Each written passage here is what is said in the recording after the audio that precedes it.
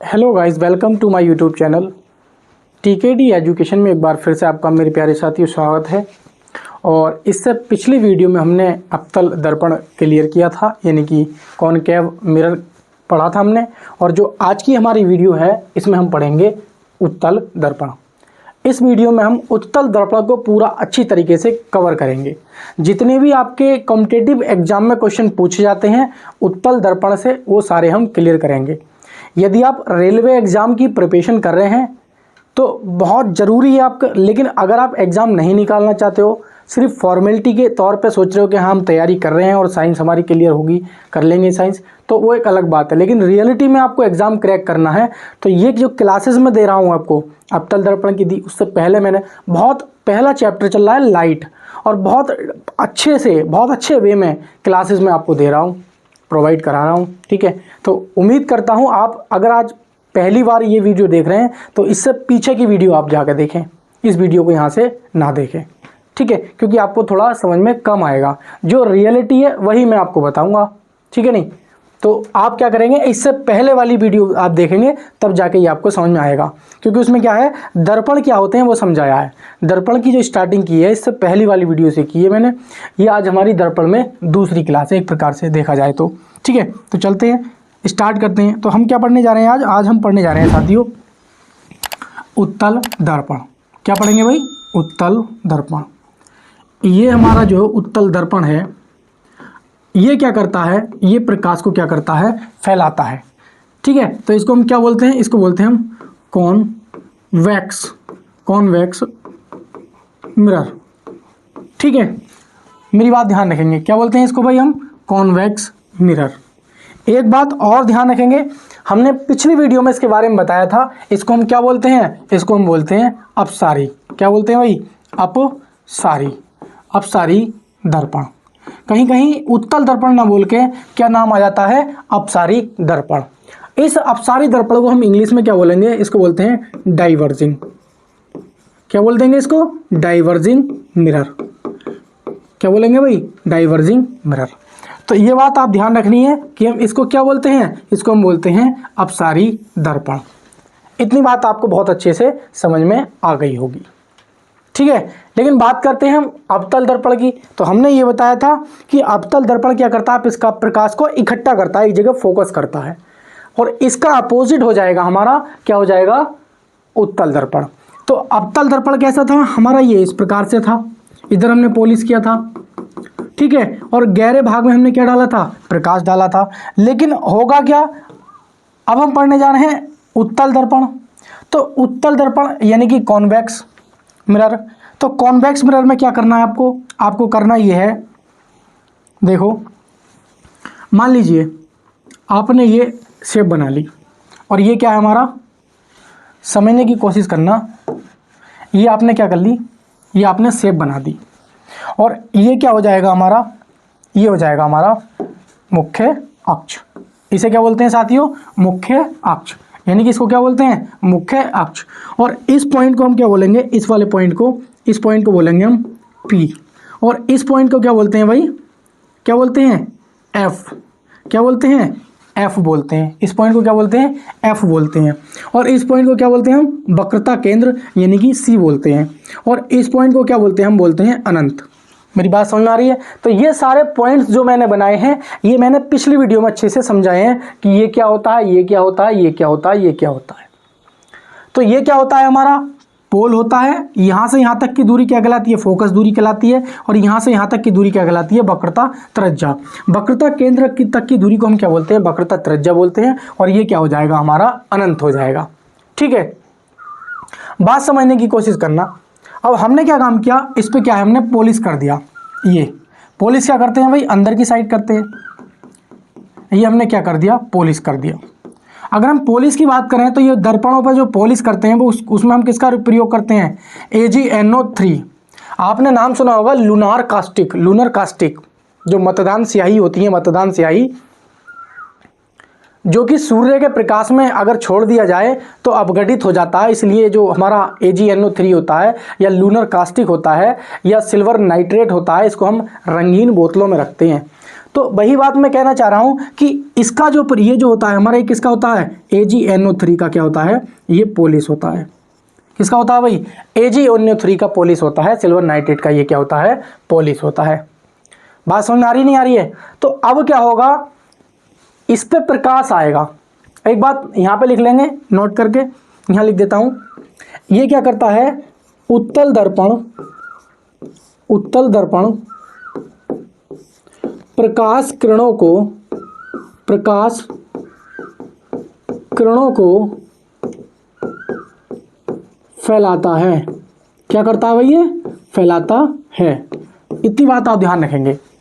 ये मैंने क्या लिखा है कि उत्तल दर्पण प्रकाश किरणों को फैलाता है। जैसे ही इस पे प्रकाश की किरण आएगी, जैसे ही इस पे कोई प्रकाश की किरण आएगी, तो मैंने बताया था ये टकरा के वापस चली जाएगी। जैसे ही कोई प्रकाश की किरण आएगी, इस पे क्या होगी, टकरा के वापस चली जाएगी। लेकिन इसके जो प्रतिबिंब बन रहे होंगे वो इस साइड बन रहे होंगे। कहां बन रहे होंगे, इस साइड बन रहे होंगे। बात समझ आ रही है? तो इसके प्रतिबिंब जो बनते हैं वो दर्पण से पीछे की ओर बनते हैं, दर्पण से पीछे की ओर बनते हैं क्या मतलब प्रतीत होते हैं। यानी कि इसमें क्या है, आभास होता है ऐसा कि प्रतिबिंब इसके हमारे इस साइड बन रहे हैं। तो मेरी बात समझने की कोशिश करना। मैं समझाना क्या चाह रहा हूं आपको, मैं समझाना यही चाह रहा हूं कि इसमें क्या होता है, प्रतिबिंब कैसे बनते हैं, आभासी बनते हैं। और कैसे बनते हैं, सीधे बनते हैं। तो मैं वही आपको बात समझाऊंगा, गौर से समझना, क्योंकि यही से क्वेश्चन एग्जाम में पूछा जाता है। अगर आपने थोड़ा सा भी माइंड इधर उधर आपने डिस्ट्रैक्ट किया या इधर उधर थोड़ा सा भटकाया, क्लास से थोड़ा सा इधर उधर दिया, तो पूरी क्लास खराब हो जाएगी। मेरी बात समझने की कोशिश करना, क्या हो जाएगी, पूरी क्लास आपकी क्या हो जाएगी, खराब हो जाएगी। मेरी बात समझने की कोशिश करना। हमारा क्या हो जाएगा, ये है हमारा फोकस। क्या भाई, हमारा फोकस जिस पॉइंट पे हमारे क्या है, हमारे आते हुए प्रतीत होती है, क्या प्रकाश की किरण आती हुई प्रतीत होती है, तो वही क्या होता है, हमारा फोकस होता है। ये क्या हो जाएगा, हमारा वक्रता केंद्र, और ये क्या हो जाएगा, हमारा अनंत। क्योंकि होता ये है, क्या होता है, यदि हमारी वस्तु कहाँ पे रखी है, 1 नंबर मान लीजिए वक्रता केंद्र पे रखी है, 2 नंबर अनंत पे रखी है, 2 नंबर अनंत व वक्रता केंद्र के बीच रखी है, 3 नंबर वक्रता केंद्र पे रखी है, 4 नंबर वक्रता केंद्र व फोकस के बीच रखी है, और 5 नंबर फोकस पे रखी है, और 6 नंबर कहाँ रखी है, ध्रुव और फोकस के बीच। भाई हमने क्या किया, हमने उत्तल दर्पण में वस्तुएं हमने 6 जगह रख दी, क्योंकि 6 स्थितियां ही क्या है, संभव है। मेरी बात को गौर से समझने की कोशिश करना। मैंने क्या समझाया कि हमारा जो उत्तल दर्पण होता है, जो कॉन्वेक्स मिरर होता है, ये क्या काम करता है, ये प्रकाश की किरणों को फैलाता है, और इसको हम क्या बोलते हैं, अपसारी दर्पण बोलते हैं, यानी कि डाइवर्जिंग मिरर बोलते हैं। अब इसमें होता क्या है कि पॉलिश हम इस साइड करते हैं, जो चम्मच होती है ना, चम्मच, तो उसमें क्या होता है, गहरी साइड में प्रकाश डाला जाता है तो वो होता है अवतल दर्पण, और जब उठी हुई साइड में प्रकाश डाला जाता है तो ये हमारा हो जाएगा उत्तल दर्पण। कोई दिक्कत तो नहीं है यहाँ तक? तो उम्मीद करता हूँ यहाँ तक आपको सारी बातें समझ में आ गई होंगी। अब आगे चलते हैं। मैं क्लास को बहुत धीरे और प्यार के साथ लेके चलूँगा, जल्दबाजी कुछ नहीं करूँगा, ठीक है। क्लास लंबी हो सकती है बेशक, लेकिन चीज़ बहुत अच्छे से समझ में आपको आएगी। देखो अब होगा क्या, जब हमने अवतल दर्पण पढ़ा था तो उसमें क्या था, जब वस्तु हमारी अनंत पर रखी थी तो प्रतिबिंब कहाँ बन रहा था, फोकस पर बन रहा था। जब वस्तु हमारी अनंत पर रखी थी तो प्रतिबिंब कहाँ बन रहा था, फोकस पर, और सबसे छोटा बन रहा था, सबसे छोटा पॉइंट साइज का। लेकिन इसमें क्या होगा, इसमें जब हमारी वस्तु अनंत पर रखी होगी तो प्रतिबिंब क्या बनेगा, दर्पण से दूसरी साइड बनेगा, और दूसरी साइड बनेगा तो प्रतिबिंब हमारा कहाँ बनेगा, हमारा प्रतिबिंब बनेगा ये यहाँ पे बनेगा, ये बनेगा यहाँ पे, ये बनेगा 1 नंबर का प्रतिबिंब, ये बनेगा हमारा 1 नंबर का प्रतिबिंब। कहाँ बनेगा, फोकस पर बनेगा 1 नंबर का प्रतिबिंब, ठीक है। उसी के बाद ध्यान देंगे 2 नंबर का यहाँ बनेगा, ये 2 नंबर का बनेगा। उसी प्रकार ये 3 नंबर का बनेगा, ये 3 नंबर का बनेगा। उसी प्रकार ये 4 नंबर बन जाएगा। उसी प्रकार ये 5 नंबर बन जाएगा, ये 5 नंबर हो जाएगा। और ये क्या हो जाएगा हमारा, ये क्या हो जाएगा भाई, ये वाला, ये हमारा हो जाएगा, ये वाला, ये 6 नंबर हो जाएगा। मेरी बात गौर से समझने की कोशिश करना, मैं कहना क्या चाह रही हूँ, क्या हो जाएगा, ये हमारा हो जाएगा 5 नंबर, ये क्या हो जाएगा भाई, ये 5 नंबर आपको दिख रहा होगा। और 6 नंबर जो हो जाएगा हमारा, ये वाला हो जाएगा, ये 6 नंबर हो जाएगा। ठीक है नहीं।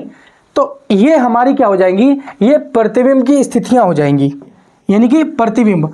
एक बात ध्यान रखेंगे, वस्तु हमारी कैसी रखी थी, यहाँ पे रखी थी ये इस प्रकार से, ऊपर को टोपी थी।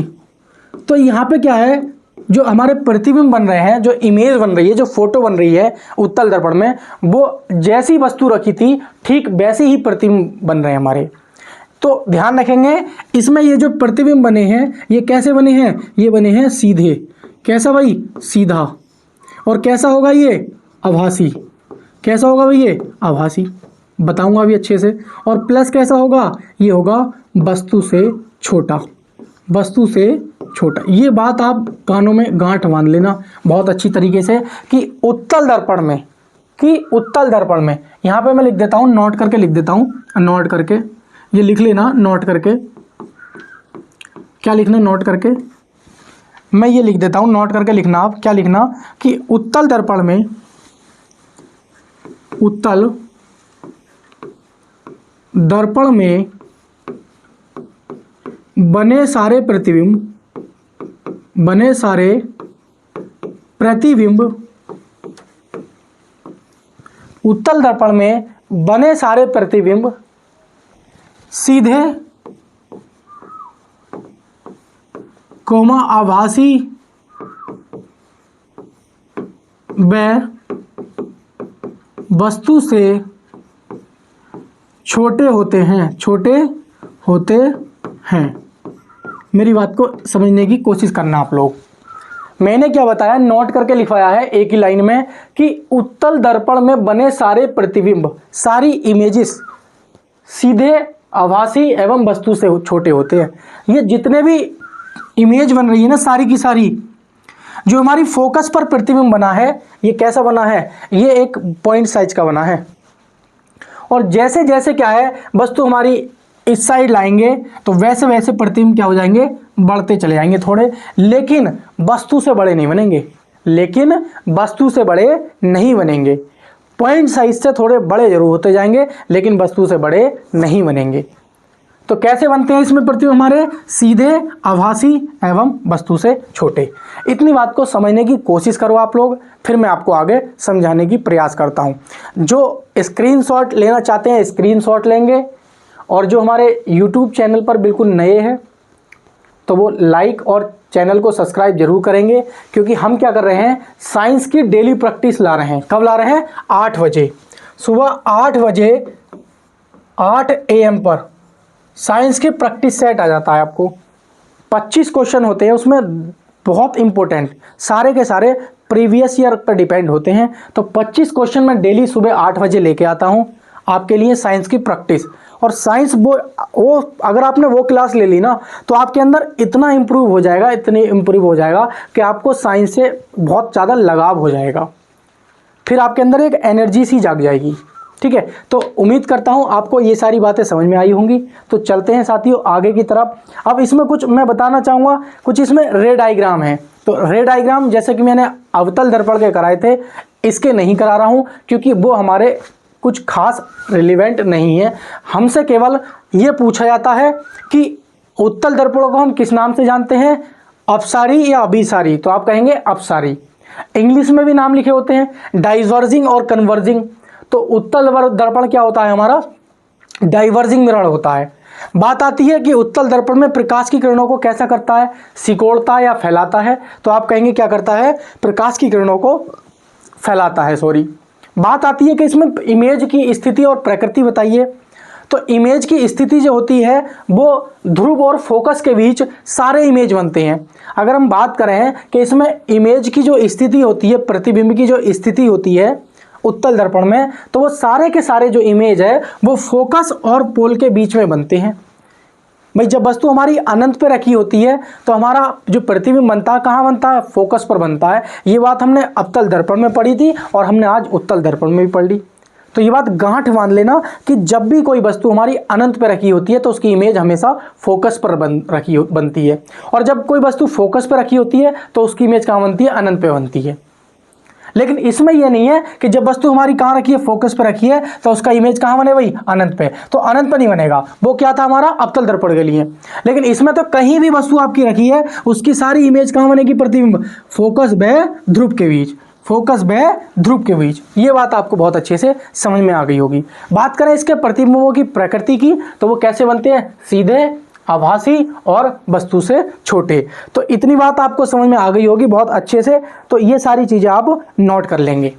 तो आइए हम अब चलते हैं उत्तल दर्पण के प्रयोग। क्या पढ़ेंगे, उत्तल दर्पण के प्रयोग। ठीक है, थोड़ा ध्यान से देखेंगे। उत्तल दर्पण के प्रयोग, बात समझ में आ रही नहीं आ रही है, उत्तल दर्पण के प्रयोग। तो प्रयोग क्या है, आपने देखा होगा गलियों में स्ट्रीट लाइट, कौन सी भाई, स्ट्रीट लाइट। जो गलियां होती हैं हमारी, जो गलियां होती हैं उनकी जो स्ट्रीट लाइट होती है उसमें जो हम प्रयोग करते हैं, तो गलियों में स्ट्रीट लाइट में किसका प्रयोग करते हैं भाई, उत्तल दर्पण का प्रयोग करते हैं।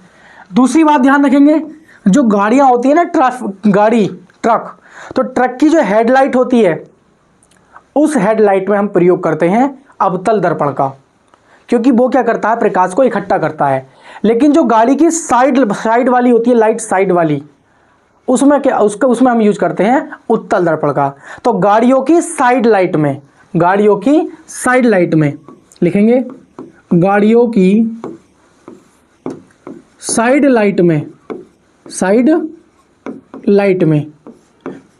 ठीक है, तो गाड़ियों की जो साइड लाइट होती हैं वो क्या करती हैं, बहुत बड़ी चीज को छोटे से शीशे में दिखा देती हैं। आपका ट्रक कितनी भी दूर क्यों ना खड़ा हो, वो दिखा देता है कि हाँ वहां खड़ा, और छोटे से शीशे में दिखा देता है। ठीक है नहीं, तो क्या है कि गाड़ियों के साइड लाइट में हम किसका प्रयोग करते हैं, ये बात आप बहुत अच्छे से ध्यान रखेंगे, उत्तल दर्पण में।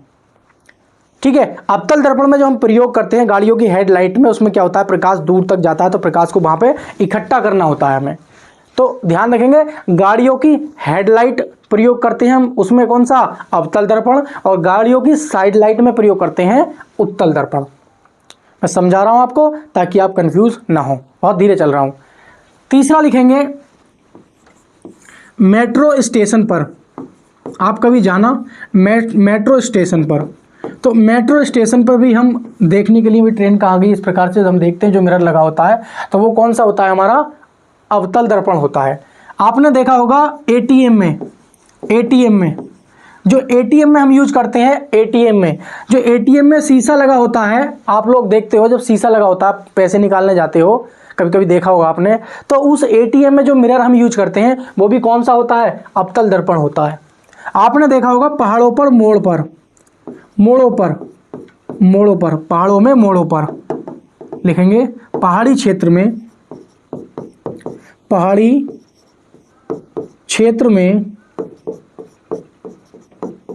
मोड़ों पर भाई आपको क्या है, मोड़ों पे हमारा अवतल दर्पण लगे होते हैं, क्योंकि जब पहाड़ी क्षेत्र में गाड़ी इस तरीके से जा रही होती है तो उस साइड से आने वाली जो गाड़ी है वो हमें मिरर में दिख जाती है, और एक्सीडेंट से क्या होते हैं, हम बच जाते हैं। तो जो पहाड़ी क्षेत्र होते हैं वहां पे क्या है, हमारा उत्तल दर्पण का प्रयोग कर रहे होते हैं, क्योंकि उसमें क्या होता है, जैसे मान लीजिए मोड़ है, इस साइड से भी गाड़ी आ रही है और इस साइड से भी आ रही है, तो जो इस साइड से गाड़ी आ रही है इस मिरर में दिख रही होगी, जो इस साइड से गाड़ी आ रही है वो देख पाएगी कहाँ इधर से भी गाड़ी आ रही है। यानी कि दोनों साइड से आने वाले जो ड्राइवर्स हैं वो एक दूसरे की गाड़ियों को देख लेंगे और क्या है, रुक जाएंगे या स्पेस बना के निकल जाएंगे, और एक्सीडेंट होने से बच जाते हैं। वे अपनी स्पीड को कंट्रोल करते हैं, वो समझ जाते हैं कि सामने से भी गाड़ी आ रही है।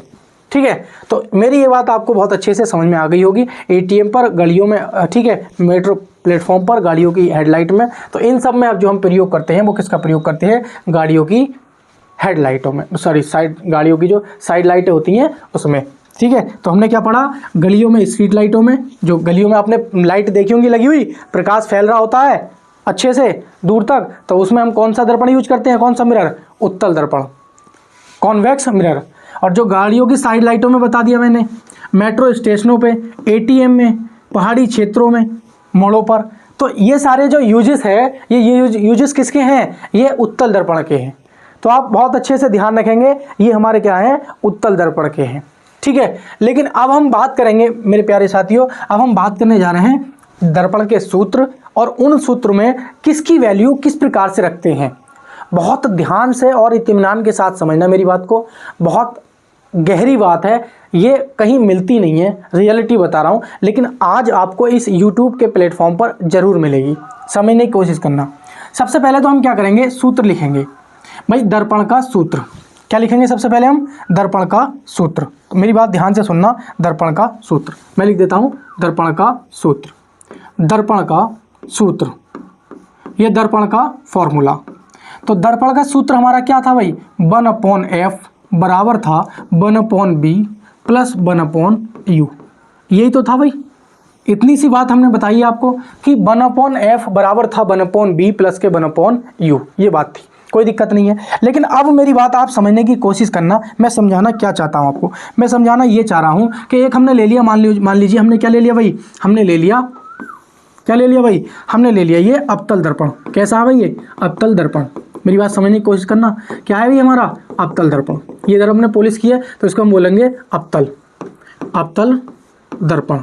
क्या है हमारा ये अवतल दर्पण।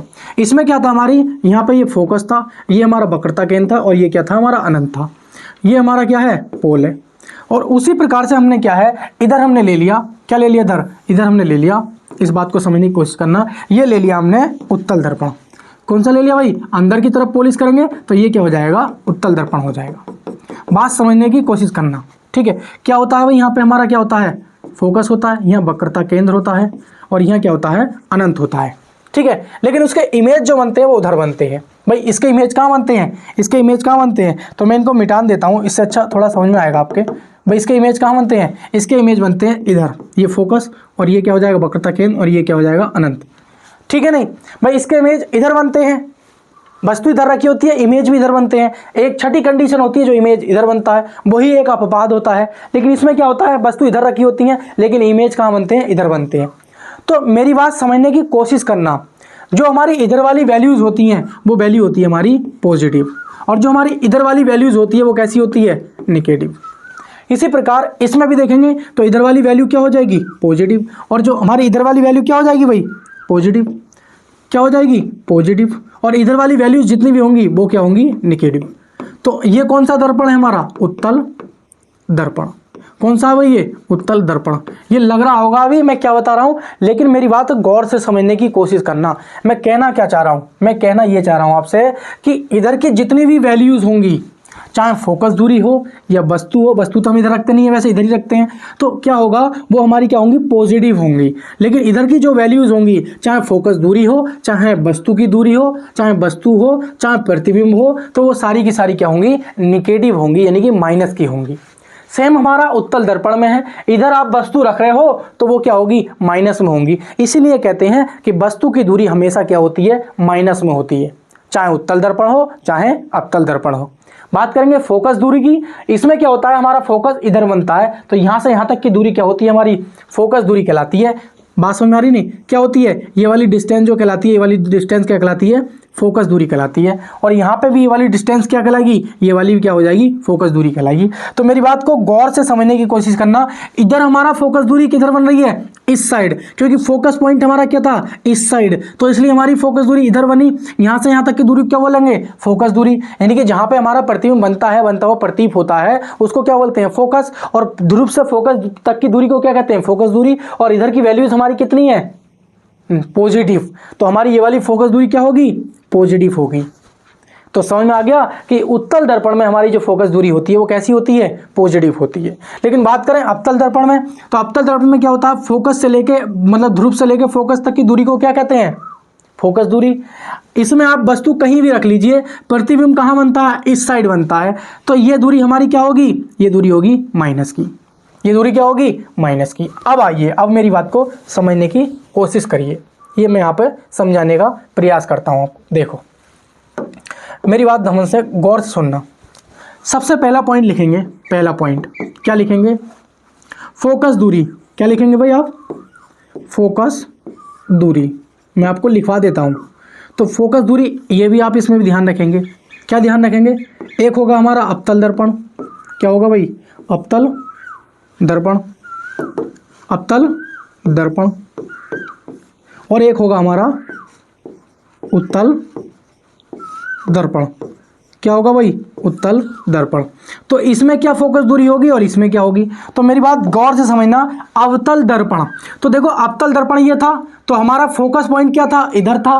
तो मैंने क्या बताया, इधर की वैल्यूज क्या होती हैं, निगेटिव होती हैं, क्योंकि इधर ही क्या है, हमारा फोकस बन रहा है, और पोल से लेकर फोकस तक की डिस्टेंस को हम क्या कहते हैं, फोकस दूरी कहते हैं। तो इसलिए अवतल दर्पण की जो फोकस दूरी होगी वो कैसी होगी, निगेटिव होगी। कैसी होगी, निगेटिव होगी, यानी कि नकारात्मक होगी। वैसी बात करें फोकस दूरी हम किसकी, उत्तल दर्पण की, तो उत्तल दर्पण में हमारी वस्तु तो इधर रखी थी, लेकिन फोकस किधर प्रतीत हो रहा था, इधर।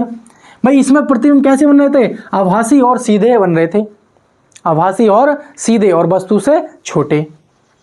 तो फोकस जो हमारा है वो इस साइड बन रहा था, और इस साइड की वैल्यूज कितनी होती है हमारी, कैसी होती हैं, नेगेटिव होती हैं।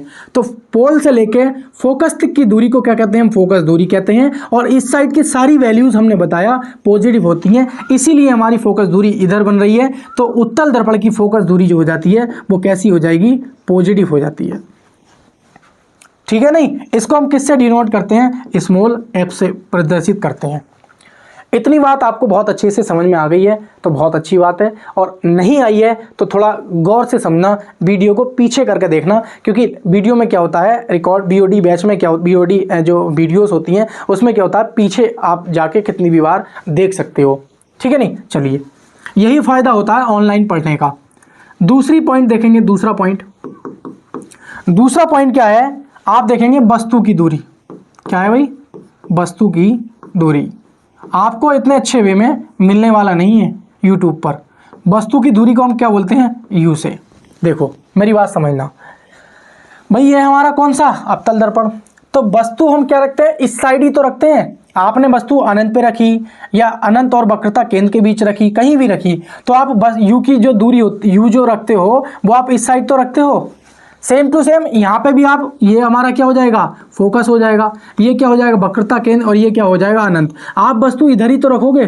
तो हमेशा ध्यान रखना, इधर की जो वैल्यूज होती हैं वो हमारी कैसी होती हैं, वो हमारी नेगेटिव होती हैं। कैसी होती हैं, नेगेटिव होती हैं। कैसी होती हैं, नेगेटिव होती हैं। इसीलिए हम कहते हैं कि जो हमारी वस्तु की दूरी है वो हमेशा कैसी होती है, नेगेटिव होती है। हमेशा कैसी होती है भाई, हमेशा, लिख लेंगे हमेशा।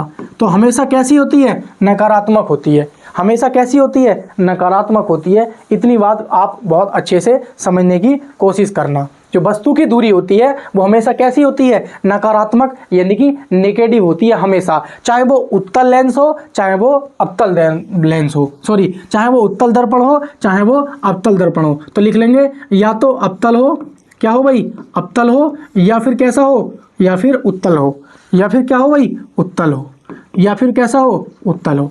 तो ये बात ध्यान रखेंगे, या वो अवतल हो या वो उत्तल हो, उनके लिए वस्तु की दूरी क्या होती है, हमेशा आप जब न्यूमेरिकल करोगे तो वो क्या होगी, नकारात्मक होगी।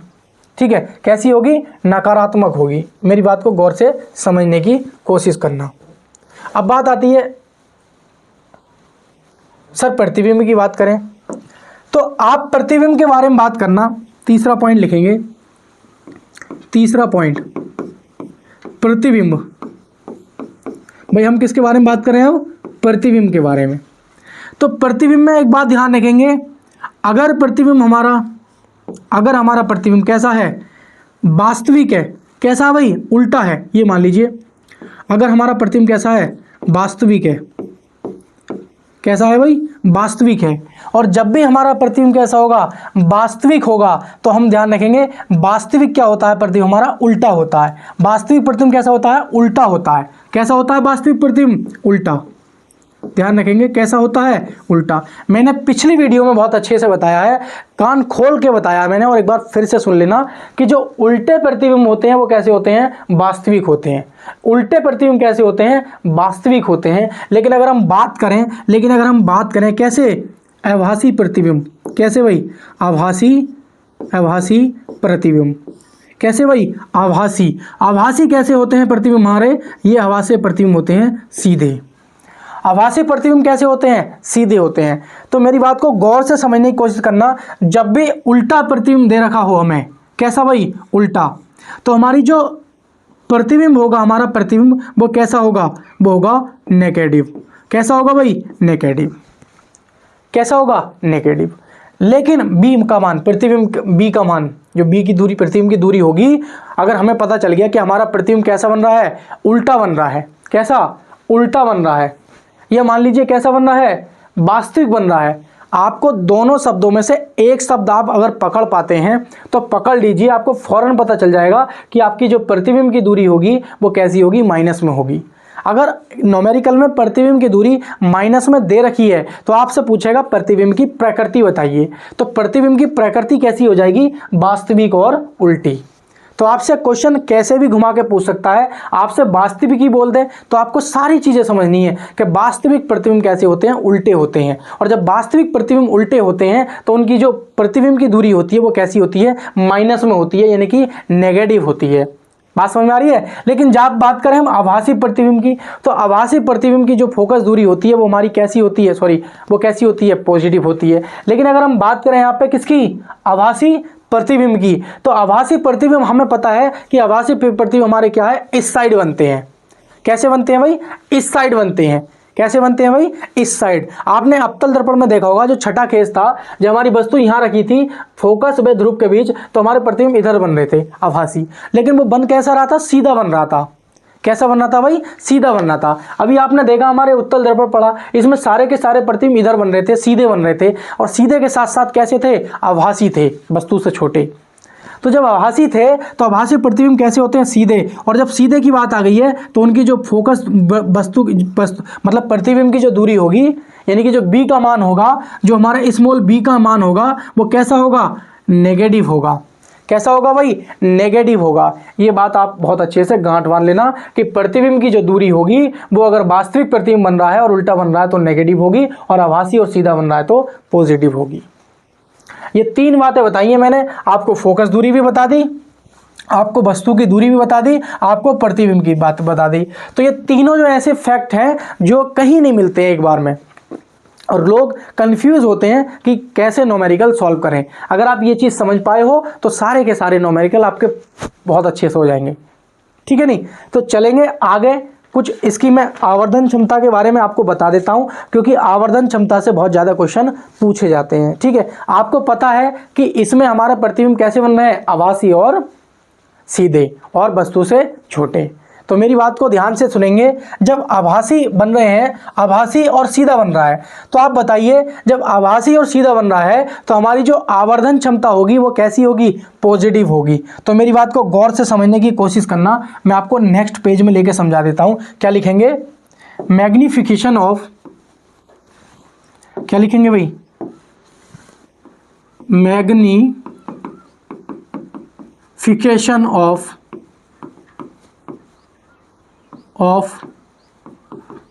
कॉन्वेक्स मिरर, कॉन्वेक्स मिरर, यानी कि आवर्धन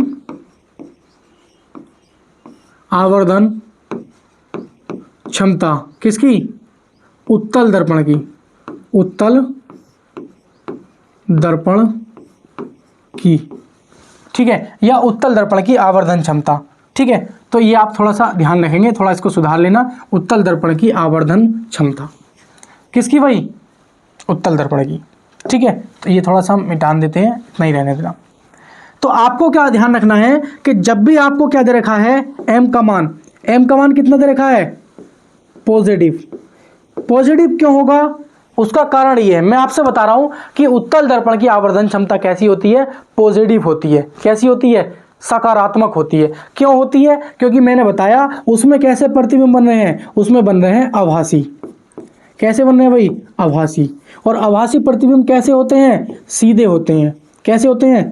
सीधे होते हैं। और कैसे होते हैं? वस्तु से छोटे, वस्तु से छोटे। भाई इसमें प्रतिबिंब कैसे होने हैं, वस्तु से छोटे। तो मेरी बात को गौर से आप समझ गए होंगे कि जो आवर्धन क्षमता है, यानी कि जो m का मान है उत्तल दर्पण में, वो कैसा होता है, पॉजिटिव होता है। और जब पॉजिटिव होता है तो इसीलिए हम कह सकते हैं कि इसकी जो आवर्धन क्षमता है वो हमारी कितनी होती है, ये हमारी आवर्धन क्षमता हमेशा ध्यान रखेंगे 1 से क्या होती है, छोटी होती है। 1 से क्या होती है, छोटी होती है, ये बात ध्यान रखेंगे। 1 से क्या होती है, छोटी होती है। साथ ही साथ आप ये भी ध्यान रखेंगे कि इसका जो फॉर्मूला होता है, क्या होता है, एक आवर्धन क्षमता का और होता है m बराबर -b/u। या आप ये भी कह सकते हैं कि height of image upon height of object, ये भी आवर्धन क्षमता का फॉर्मूला है। ये आप अच्छे से ध्यान रखेंगे। मैं आपको बता देता हूँ यहाँ पे b क्या है, यहाँ पे मैं लिख देता हूँ b क्या है हमारा, b है प्रतिबिंब की दूरी, प्रतिबिंब की दूरी, और u क्या है हमारी, वस्तु की दूरी, कि भाई दर्पण से कितनी दूर रखी हुई है। और हमारा m क्या है, आवर्धन क्षमता। और हमारी जो हाइट ऑफ i है, यानी कि हाइट ऑफ इमेज है, hi को बोलेंगे हाइट ऑफ इमेज, यानी कि प्रतिबिंब की ऊंचाई, प्रतिबिंब की ऊंचाई, कि प्रतिबिंब कितना ऊंचा प्राप्त हो रहा है हमें। और ho है हमारी वस्तु की ऊंचाई, आपने वस्तु कितनी ऊंची रखी है, वस्तु की ऊंचाई। तो ये सारी बातें आपको पता हैं अगर, तो आप क्या करेंगे, उसकी हम क्या निकाल देंगे, आवर्धन क्षमता भी हम निकाल देंगे। तो m बराबर होता है -b/u बराबर hi/ho। ठीक है, तो आपको एक चीज समझ में आ गई होगी कि उत्तल दर्पण की जो आवर्धन क्षमता होती है वो कैसी होती है, नेगेटिव होती है और 1 से कम होती है। और क्यों होती है, क्योंकि पॉजिटिव क्या होती है, हमने बताया कि जब भी हमारा प्रतिबिंब आभासी और सीधा और वस्तु से छोटा बनेगा तो हमारी क्या हो जाएगी, आवर्धन क्षमता और प्रतिबिंब की जो दूरी होगी वो कैसी होगी, पॉजिटिव होगी। ये बात मैंने बहुत अच्छे से बता दी है। और इसका एक फॉर्मूला होता है, यदि आपके पास प्रतिबिंब की दूरी और वस्तु की दूरी दे रखी है तो आप आवर्धन क्षमता निकाल सकते हैं। यदि आपको प्रतिबिंब की ऊंचाई और वस्तु की ऊंचाई दे रखी है तब भी आप आवर्धन क्षमता निकाल सकते हो। तो ये सारी बातें मैंने आपको बहुत अच्छे से समझाई। तो उम्मीद करता हूं बहुत अच्छे से आपको ये क्लासेस समझ में आई होंगी। तो साथियों मिलेंगे अगली क्लास में, या तो मैं अगली क्लास में अवतल और उत्तल दर्पण से संबंधित न्यूमेरिकल कराऊंगा आपको, या फिर आगे का टॉपिक कराऊंगा। तो 2-3 टॉपिक और रह गए हैं, मानव नेत्र से संबंधित कुछ टॉपिक्स रह गए हैं और हमारे लेंसेस रह गए हैं। तो 4-5 क्लासें और लगेंगी अभी कम से कम। आपका ये जो पहला चैप्टर था बहुत अच्छा और लंबा खिंचा है, लेकिन यहाँ से क्वेश्चन बहुत ज़्यादा पूछे जाते हैं। तो उम्मीद करता हूँ आपको ये हमारी जो क्लास थी बहुत पसंद आई होगी। और चैनल पे नए हो तो प्लीज़ सब्सक्राइब करेंगे। मिलेंगे नेक्स्ट वीडियो में, तब तक के लिए नमस्कार, जय हिंद साथियों।